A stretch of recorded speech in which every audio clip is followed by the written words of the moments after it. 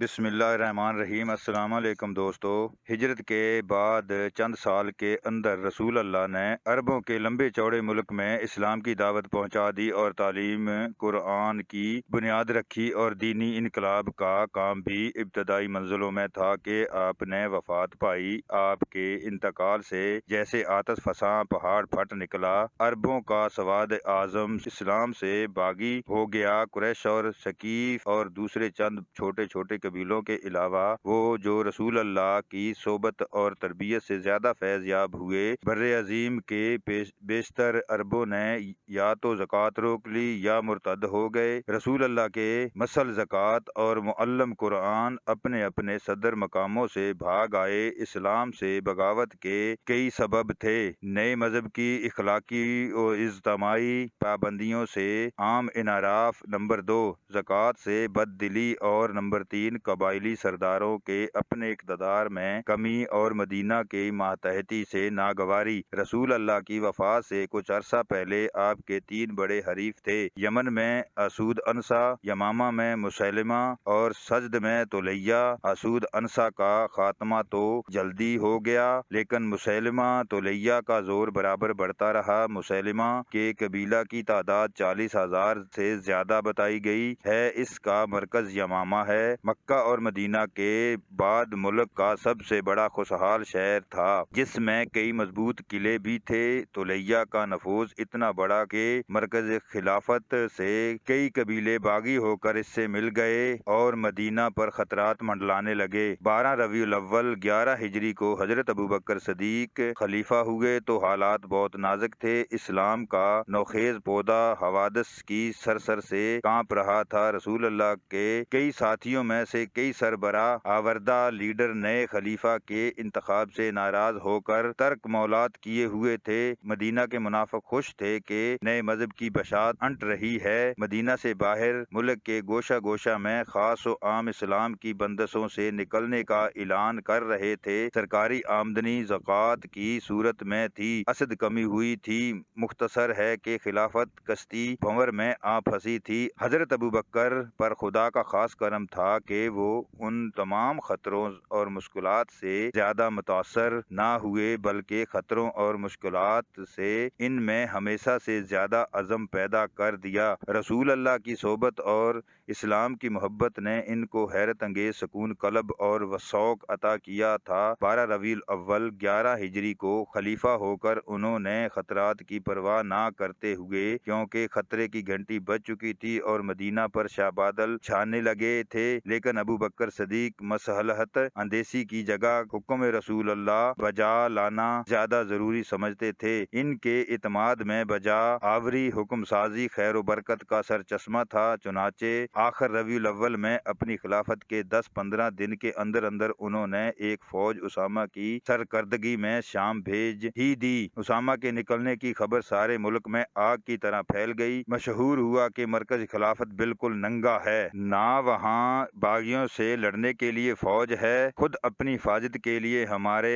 بعض مورخ اس وقت کی حالت کا نقشہ ان الفاظ میں پیش کرتے ہیں: جب رسول اللہ کا انتقال ہوا اور اسامہ اپنی مہم پر روانہ ہوئے تو عرب مرتد ہو گئے، کہیں عام عرب اور کہیں خاص طور پر سرداران قوم مسیلمہ اور طلیہ نے اپنی سرگرمیاں بڑھا دی اور خوب قوی ہو گئے۔ قبائل اور اس کے عوام مدینہ کے شمالی اور شمال مشرقی طلیہ کے جھنڈے تلے آ گئے۔ غطفان، انجن اور ان عربوں نے بھی جو مختلف قبیلوں سے آ جمع ہوئے تھے، مدینہ کے شمال مشرق میں اس کی بیعت کر لی۔ صرف ثقیف مشرقی مکہ اور اس کے ساتھ جو مختلف قبیلوں کے لوگ رہتے تھے اسلام پر قائم رہے۔ جدلیہ اور اعجاز بھی ثقیف کی دیکھا دیکھی اسلام کے وفادار رہے۔ مدینہ کے مغرب میں بنو سلیم کے لوگ بھی مرتد ہو گئے اور ملک عرب کے باقی عربوں کا بھی یہی حال تھا کہ کہیں ان عوام نے بغاوت کی اور کہیں خاص نے۔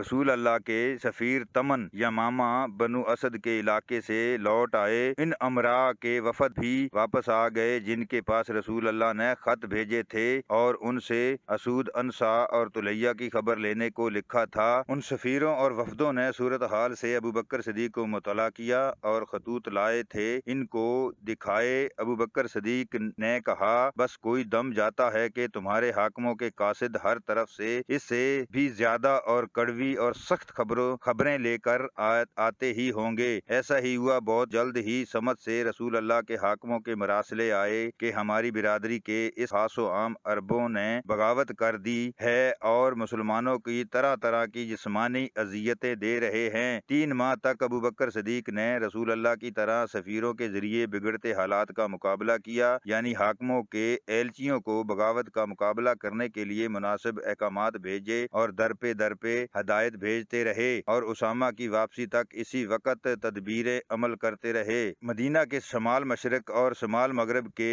چھوٹے بڑے تقریباً 1 درجن قبیلوں نے، جن میں کئی طلیہ کے براہ راست زیر اثر تھے، اسلام کی مہم کے خروج کے بعد آزاد ہونے یا زکوٰۃ سے نجات پانے کے لیے باہم معاہدے کر کے مدینہ کو گھیر لیا۔ یہ مخالف قبیلے 2 گروہوں میں بٹ گئے، ایک گروہ جس میں بنو اسد شامل تھے اور جس کی قیادت طلیہ کا نام جنرل حبال کر دیا تھا، مدینہ سے 7 میں شمال مشرق میں بامقام ذوالقشہ خیمہ زن ہوا، اور دوسرے گروہ نے جس میں ابس اور زبیان کے قبیلے شامل تھے، ذوالقشہ کے عقب میں مغرب کی طرف برق کی چراگاہوں میں فوجیں اتار دی۔ ان مخالف قبیلوں کا ایک وفد مدینہ آیا اور شہر کے ممتاز صحابہ سے کہا کہ ہم زکوٰۃ نہیں دے سکتے، نماز ادا کر سکتے ہیں، آپ خلیفہ سے ہماری سفارش کیجیے، اگر زکوٰۃ معاف نہیں کریں گے تو طاقت سے کام لیں گے۔ ممتاز صحابہ نے وقت کی نزاکت کو دیکھتے ہوئے ابو بکر سے کہا جب تک حالات سازگار ہوں زکوٰۃ معاف کر دیجیے، مگر ابو بکر صدیق جو عادتاً مرجان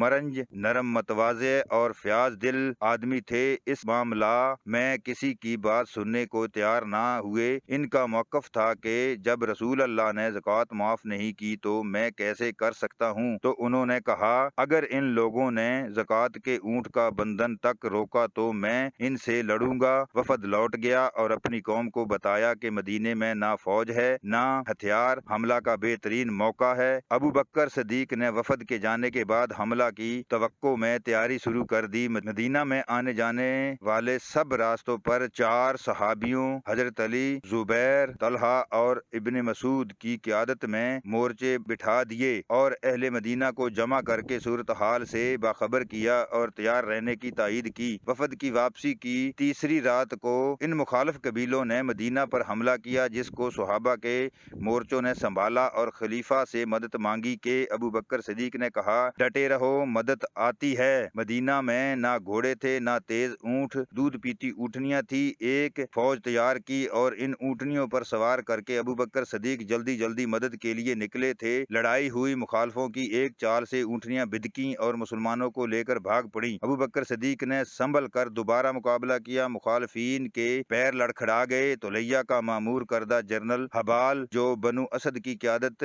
کر رہا تھا مارا گیا۔ ابو بکر صدیق ان کے تعاقب میں مدینہ کے شمال مشرق میں ذی القشہ نامی منزل پہنچے اور وہاں کیمپ لگایا۔ عرب قبائل تتر بتر ہو گئے۔ اس فتح نے مدینہ کی آبرو بچا لی، اسلام کے ڈگمگاتے قدم سنبھل گئے۔ مرتد قبیلوں میں جو مسلمان گھرے تھے ان کے ڈوبتے دلوں کو سہارا ملا۔ ذی القشہ میں فوجیں چھوڑ کر ابو بکر صدیق مدینہ لوٹ گئے۔ مخالف قبیلے اپنی تازہ شکست سے ایسے بکھلا کر اپنے اپنے قبیلوں کے مسلمانوں پر ٹوٹ پڑے اور بے دردی سے ان کو قتل کیا۔ پہلے ابس زبیان نے خون کی ہولی کھیلی، پھر دوسرے قبائل نے اس کی خبر مدینہ پہنچی تو غم و غصے کی ایک لہر دوڑ گئی۔ ابو بکر صدیق نے قسم کھائی کہ مشرکوں کو بے دریغ ماریں گے، جتنے مسلمان مارے گئے ہیں اتنے بلکہ اس سے زیادہ مرتد قبائل کے افراد کو قتل کریں گے۔ تبری 23 سن 3 جنگ کی تیاری شروع ہو گئی۔ خوش قسمتی سے اس وقت 3 جگہ سے زکوٰۃ آ گئی،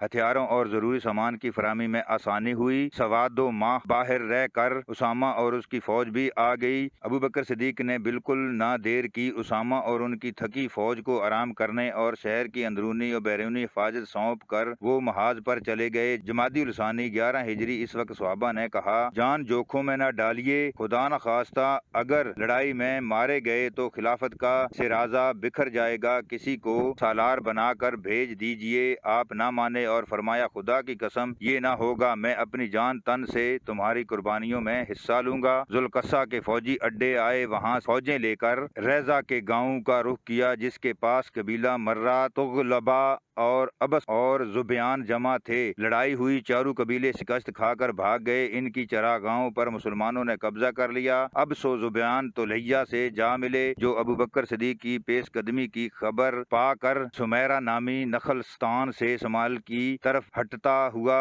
بوزاخا کے نخلستان میں فروکش تھا۔ خلیفہ نے زیادہ آگے بڑھنا مناسب نہ سمجھا اور مدینہ لوٹ آئے۔ یہ آخری مارکے کی تعزیری نو کے تھے۔ ابس و زبیان اور ان کے خلیفوں نے اپنے کیے کی سزا پائی، ان کی چراگاہیں بھی ضبط کر لی گئیں، لیکن وہ نہ تو ارتاد سے تائب ہوئے اور نہ ان کا استحصال ہوا۔ مسیلمہ طلیحہ اور دوسرے باغی بھی بدستور موجود تھے، اس لیے ابو بکر صدیق نے بڑے پیمانے پر قوت کا استعمال ضروری سمجھا۔ اسامہ کی فوج جب تازہ دم ہو گئی اور زکوٰۃ کی بڑھتی ہوئی آمدنی سامان جنگ جمع ہو گیا تو آپ فوجیں لے کر ذوالبقسا کی چھاؤنی میں خیمہ زن ہوئے۔ 11 محاذ بنائے اور ہر محاذ کے لیے سالار مقرر کیے گئے۔ اس موقع پر خلیفہ نے 2 فرمان لکھے، ایک عرب قبائل کے نام اور دوسرا سپہ سالار ان فوج کی ہوا ہدایت کے لیے۔ پہلے فرمان کا مضمون یہ تھا